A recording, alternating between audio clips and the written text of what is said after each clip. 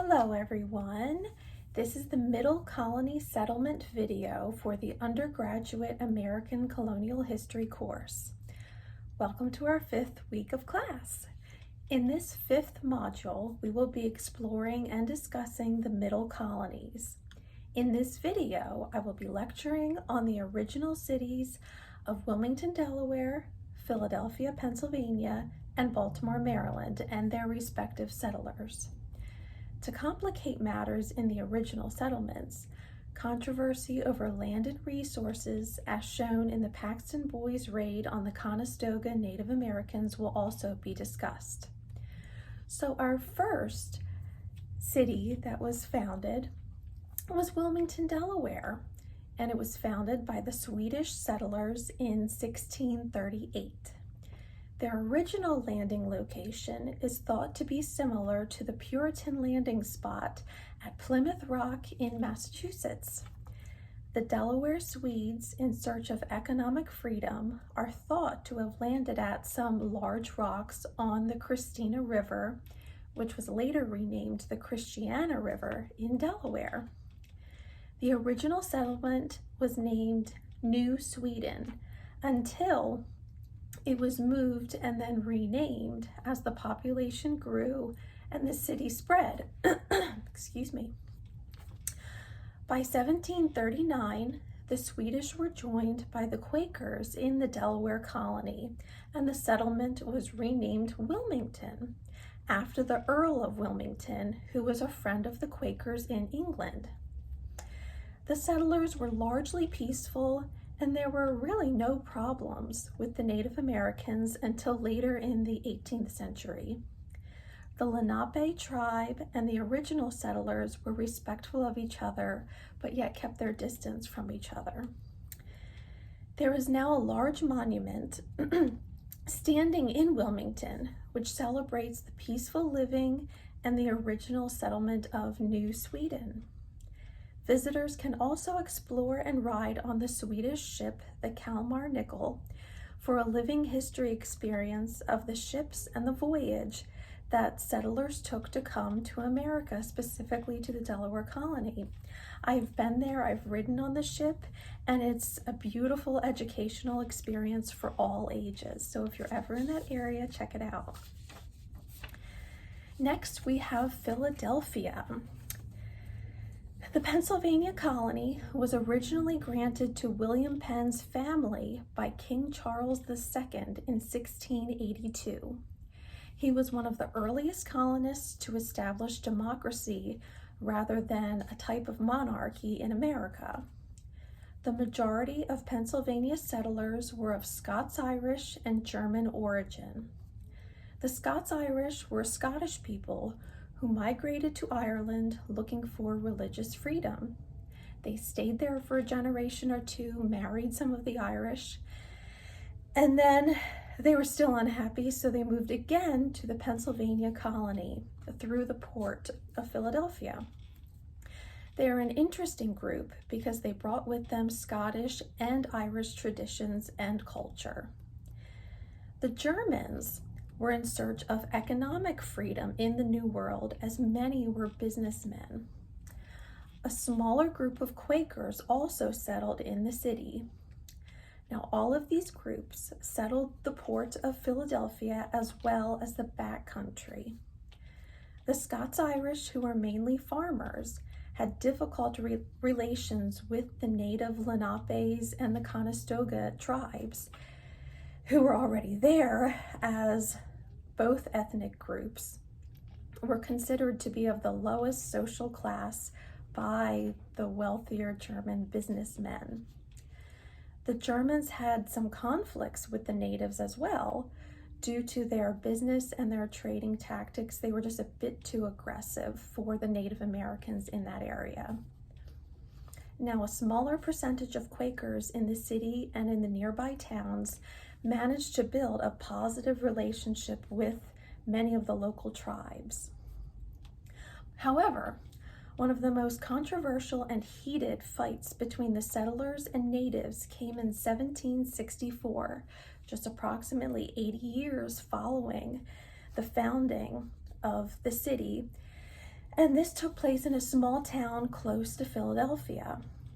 A group of approximately 50, in all of the sources, the numbers are different, but it's approximately 50 local men from the town Paxton, which this group included Scots, Irish, and German men.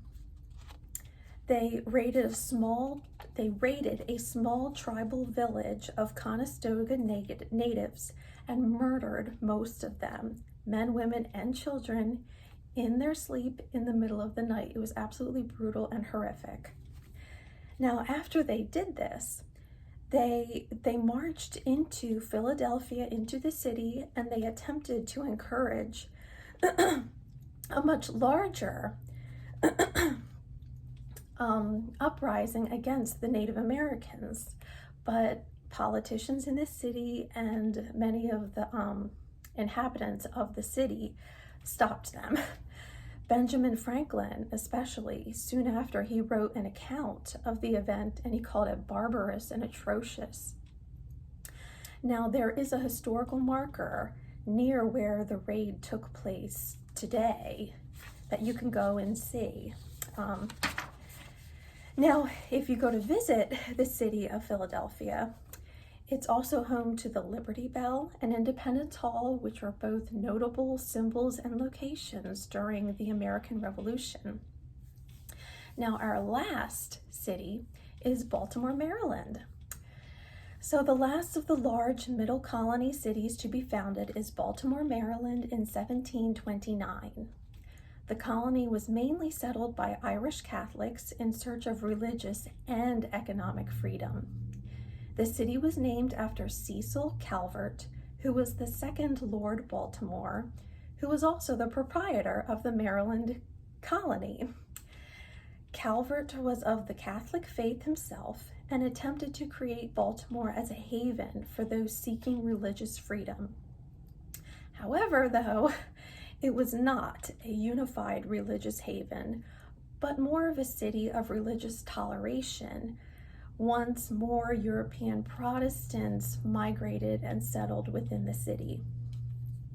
Baltimore was not accepted for its religious freedom in nearly the same manner as the Puritan city on a hill in Massachusetts was, mainly due to the lack of religious fervor in comparison to the Puritans. These Irish Catholics in Maryland, they certainly wanted religious freedom, but they were equally as interested in the economic independence that the New World had to offer.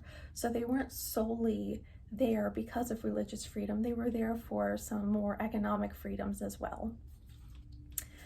This area was marked by conflict among the native tribes, as some were welcoming and friendly to the Europeans, while others were fearful and angered by them.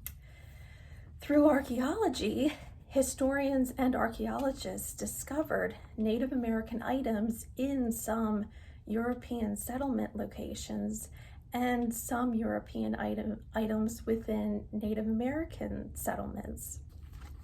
So whether or not these items were actually used by these groups, there was at least some trademark or gifting marking somewhat of a positive relationship.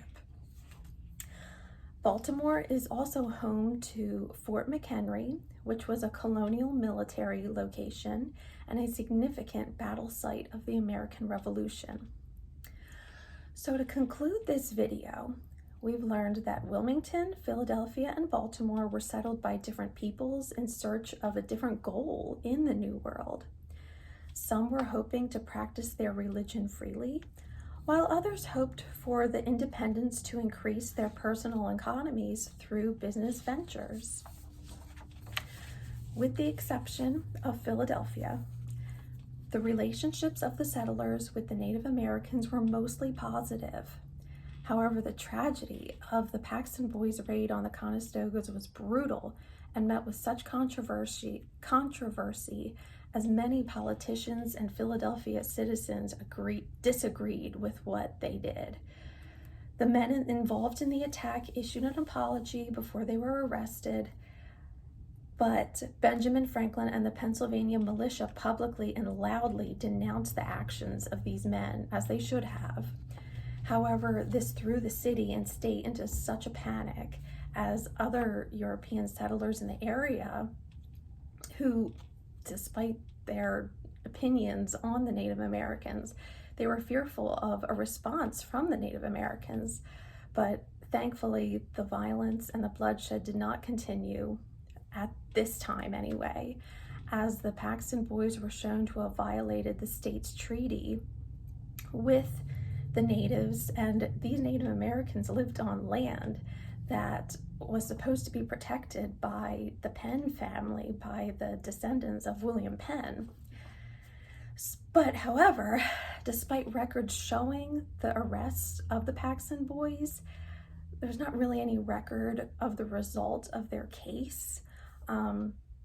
Leads historians to believe that they were arrested and then later released. So events such as this fed negatively into the building race relationships of the American colonial era. Thank you.